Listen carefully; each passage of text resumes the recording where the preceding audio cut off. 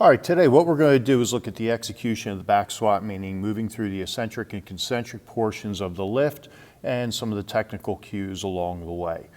Here you see some of the elements building off of part one, which we talked about the setup. So what I'm going to do is back the weight out, and what I'm going to do is reference my feet. Make sure they're outside of shoulder width, but also too looking at the feet to see that the toes are turned out slightly, about 8 to 10 degrees out from the midline of the body. This is also too where we start the stabilization by starting to elicit the glutes as well as the abductors to start to externally rotate the knees. All right, to initiate the movement into the eccentric portion, what we're going to do is draw in a big breath, push it down into our belly, and this is going to help us to contract our abs. Think about being punched in the stomach. And what the key to the movement is the hips start to hinge back slightly first before the knees start to bend. What this will do is allow us to get down into a much deeper position, ideally parallel with the thighs.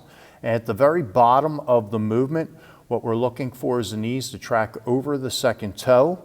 We're maintaining that pressure within the abdominal cavity. Think about being punched in the stomach again. And also the chest has to remain up, meaning not folding down, pitched towards the floor. At the same time, we're also holding the breath temporarily. Think about if you were to go underwater in a pool. All right, to initiate the concentric portion of the lift coming out of the hole, what we're going to think about is the hips starting to drive the bar straight up. However, what we want to make sure is as the hips are moving up, the chest is also moving with the hips, making sure that the hips and chest are not moving independently and therefore dropping excessive stress down onto that lumbar region of the back.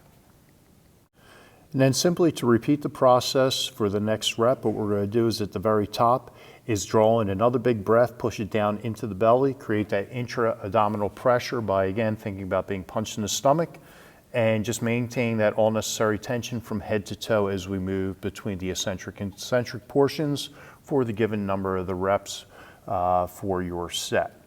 All right, concerning the bar path, it's pretty simple. The bar path should be nearly vertical. I know it looks off a little bit here, I think because the camera was off on an angle.